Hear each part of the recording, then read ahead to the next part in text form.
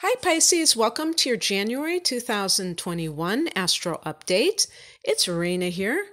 So, January is a month where the Sun is in Capricorn as the month begins, and that is a friendly angle to you.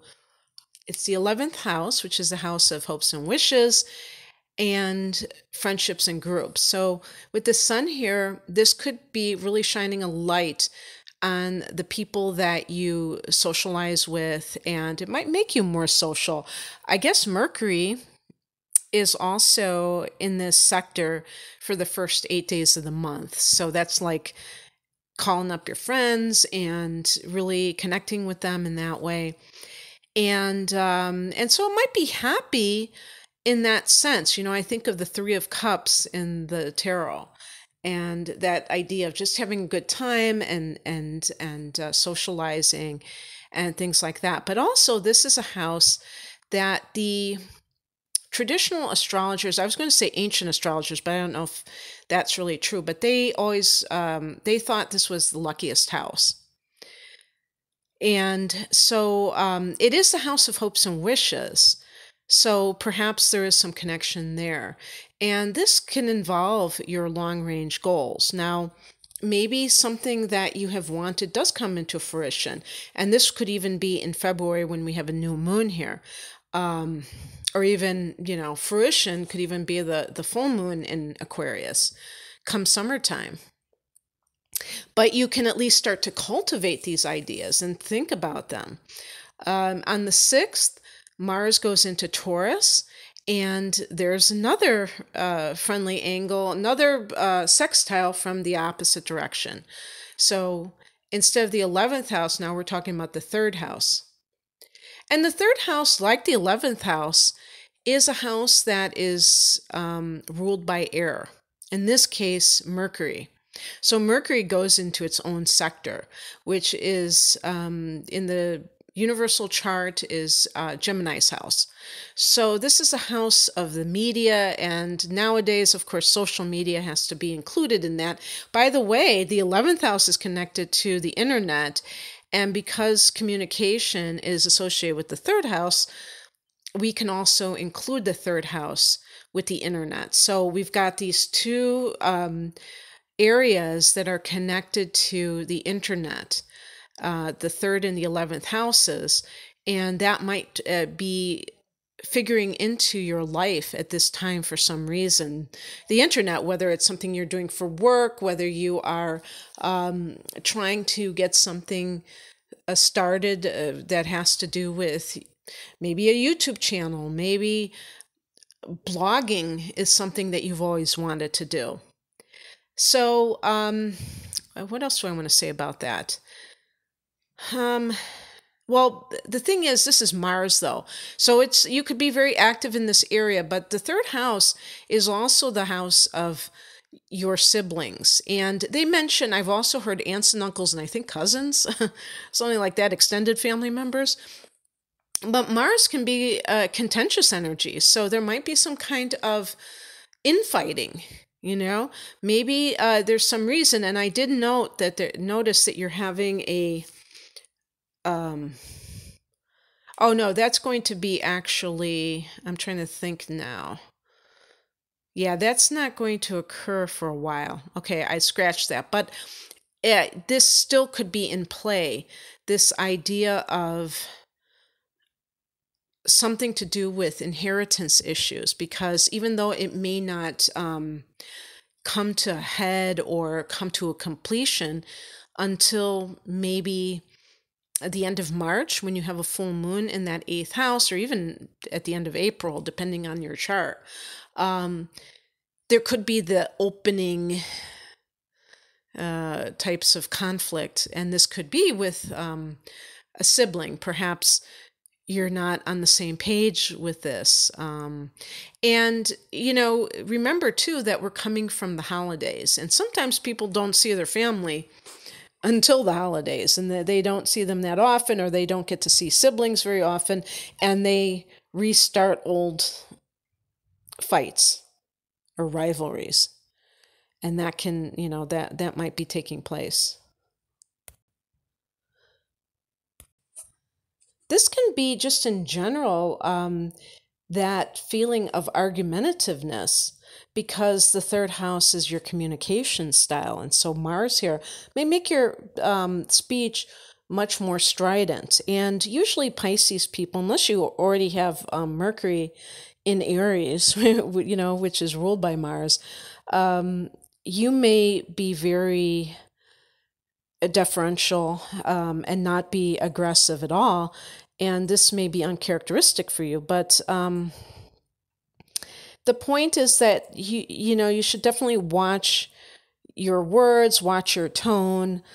I notice even myself, and it doesn't even have to be a transit, I notice sometimes that I'm more aggressive when I speak or I'm writing than other times. And it's like I always ask myself, okay, what's really going on? Are you experiencing something internal that you're trying to get out when you write like a comment to somebody online? What's going on here? And sometimes it might be something that you're not even like consciously aware of.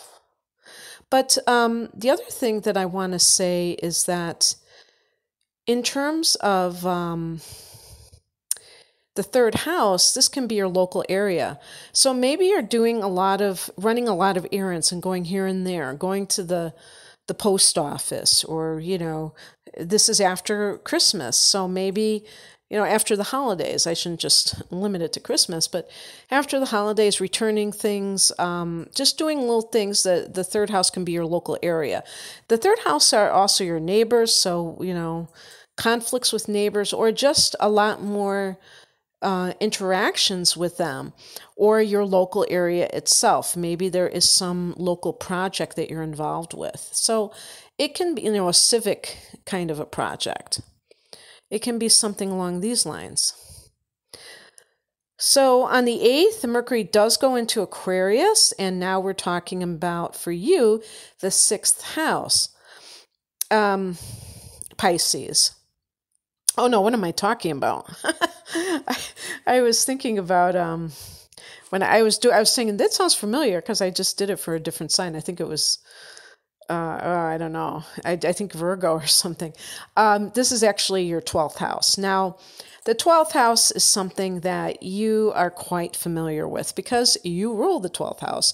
So Mercury in the 12th house may not be all that big a deal for somebody like you. It may be just like swimming in familiar waters, because it is a water house and it is about the more spiritual side of life, less the practical side.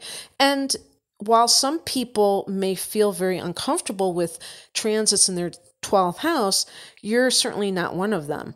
So this is going to make you more intuitive, like you really need it, and perhaps make you more creative.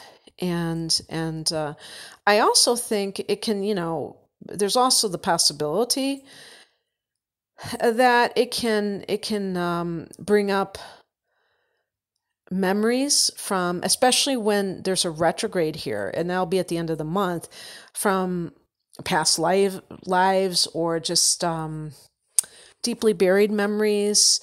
And, before that happens, there can even be kind of vague anxieties where you're thinking like something is, like you feel like the other shoe's about to drop, or who knows, just even kind of that situation when you have plants in the 12th house where you're really feeling the collective angst or the vibe. I don't know how to put it, but it's a place, since it's a water house, it's all about vibration. It's not about tangible things. So it's energy.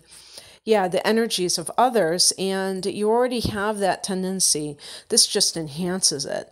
And, sometimes it can be beautiful and it can be very transcendent, but sometimes it can be a little bit anxiety producing if you don't really understand what's happening. That's the beauty of having astrological forecast, because then you can really relax into it. And I have to say that when I started watching or listening to astrological forecasts on YouTube, probably about 10 years ago or something, long before I started doing this, I would start to feel a lot better because I felt that it was like making sense of this crazy old world, you know? And it doesn't mean it solves all your problems, but at least it gives you some context about why certain things may be happening. So, on that same day, Venus goes into Capricorn, and wow, that can be perhaps some kind of gift from a friend, a financial gift, or you might even meet a romantic partner through one of your friends. Maybe they introduce you to somebody thinking that the two of you will hit it off. And, the reason I said financial gift is because Venus can bring money in that area.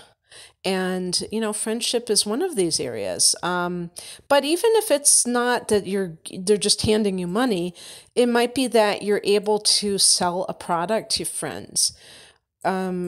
You might have some kind of a great, what do you call it? Like, harmony with friends.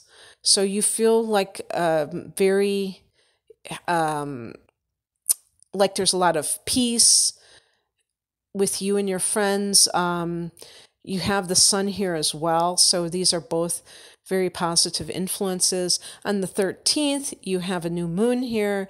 So for some reason, this is an area that is very important to you at this time. And I will say that at the time of the new moon, it will form a conjunction with transiting Pluto, which you have in this house. Now, how can that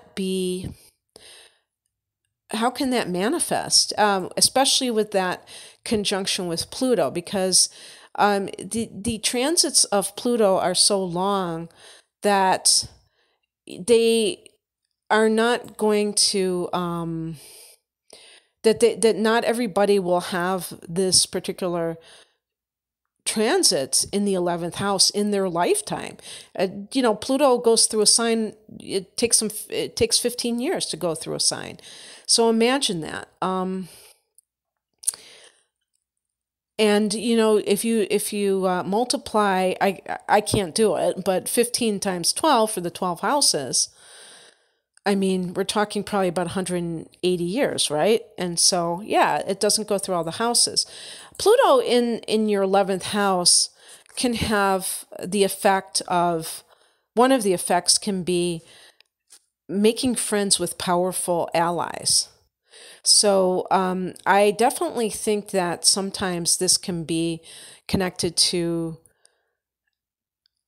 even your career. So even it's almost like your social life starts to blend in with your career life. And or just like, I'm even wondering if some of you are getting involved in local politics and you're kind of rubbing shoulders with influential people. The other thing that the 11th house can be is dealing with humanitarian concerns. And so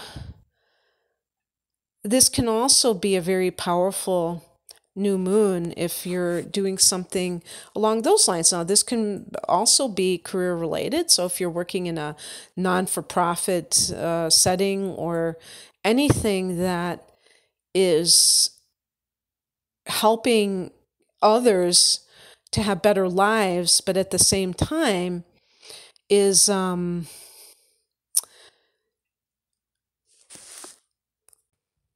I don't know, maybe advancing your career. When I think of the new moon, I think, okay, this could be some kind of a new development. And I don't just automatically think that it can't be career related because it's in a different house. I mean, we just had a solar eclipse, or you just had a solar eclipse in your 10th house of career in Sagittarius. So it stands to reason, as far as I'm concerned, that especially if you're in that type of field that deals with the betterment of humanity, that this could be a connection to that. And with Pluto, even money can be involved. So it can be a situation of perhaps receiving a grant if this is connected to some kind of a nonprofit that you're running or that you're, really involved with, and you get that funding, and maybe from a powerful source, maybe from a wealthy benefactor or something like that, or somebody with great influence in the government. So the thing that we have to understand about the 11th house is that it is the house of the collective. So whatever the situation is that's occurring, I think that it's more likely that it's something that's going to benefit not only you, but others on behalf of you. Unless this is, specifically something that has to do with one of your long-range goals or something like that. The very next day, Uranus turns direct at 6 degrees of Taurus and is forming an exact conjunction at that time with the transiting transiting Mars, which has recently gone into Taurus. So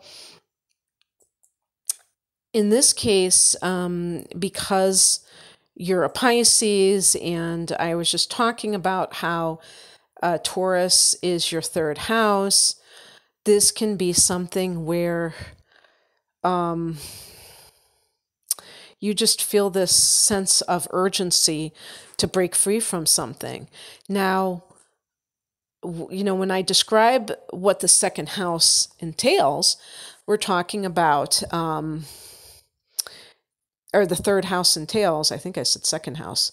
And actually, since it's at 6 degrees of Taurus, for many of you, this may even be in the second house of earned income. And in that case, you may decide to throw caution to the wind and let go of something, walk away from some source of income that you're earning. So you could even say connected to your work, because, it comes at too high a price being your freedom. Uranus is really about freedom. And for those in the third house, this may be about free speech. Maybe you feel like you can't be who you really are. Now, the third house, I didn't say this, which I should have, is also about teaching and learning. What if you're an elementary school teacher? The third house can be about that. And perhaps you are feeling like your hands are tied with the type of setup that you're involved with. Maybe you're not allowed to criticize the school district, and there are a lot of egregious things going on. Maybe, the administration. This can be a situation, perhaps, that connects with, I was going to say, the curriculum. Perhaps you're getting into a conflict, what you're teaching the students. Or Uranus being technology, if you're working in a school and you're on lockdown and you go back and forth between teaching in the school and then teaching out, you might be saying, this is not true learning for the students. These, Zoom calls, that isn't enough. I'm just, coming up with things based upon things that have, happen in real life, based on all of this. Now, on the 19th, the sun goes into Aquarius, and so we're talking about that 12th house, and maybe you're going into hermit mode. Going into that month before your birthday, where you're just kind of doing a lot of inner work, or, when I say work, I'm just being a bit facetious, because it might be more like resting, or just being alone. But it's very quiet. So you were in that social circle with the sun in that 11th house, and now that alone time. On the 28th, a full moon at 9 degrees of Leo. And I think, let me see, was that what I was referring to? No, I think that, let's see, Leo. This is going to be in your 6th house. For some people, this will actually be in your 5th house. Because it is at 9 degrees. So a lot of people, this may actually fall in your fifth house. If it does, it's great for creativity.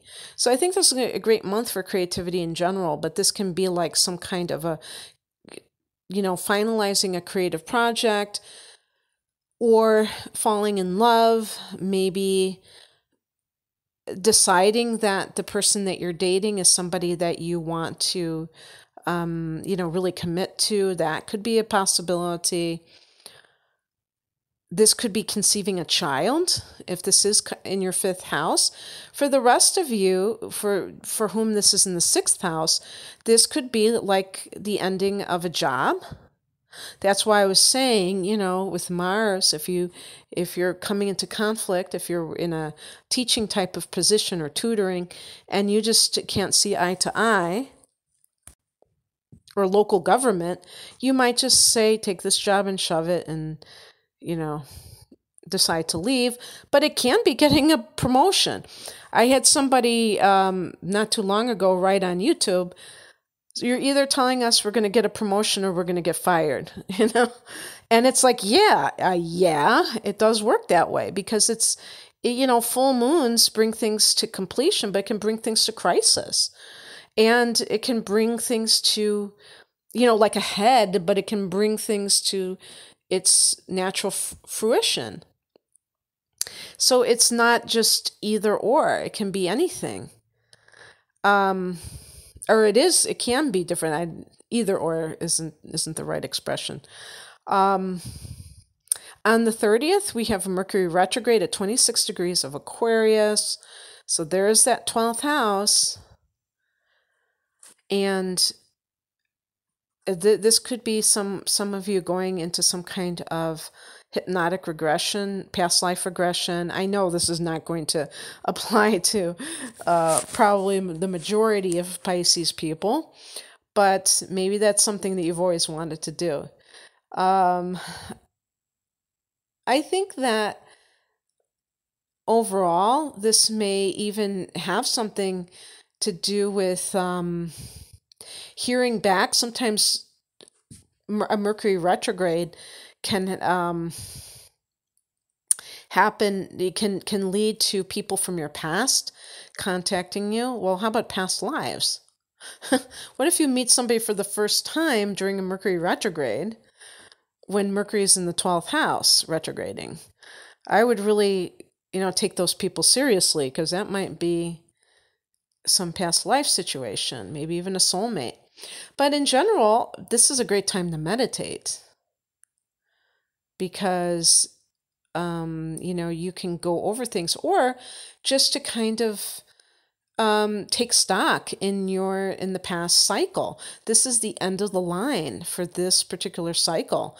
And then, you have your solar return, some of you in late February, some of you in March, but you get into this new phase, and it's always nice to kind of take stock in your life. Now, typically, we might do that at the end of each year before January, but in your case, it might be more appropriate at the end of January, believe it or not.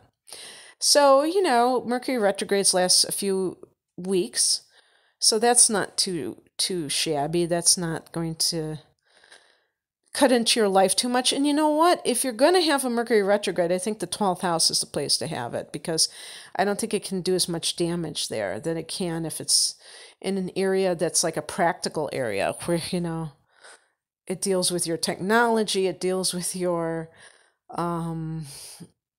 business or something like that. So anyway, Pisces, I hope that you enjoy this. If you would like a private reading, looking at 2021, having your chart analyzed, a combination of both. I do life path readings, whatever, love readings. Please check me out at rainamoonastrology.com. The link is below. Take care. Bye.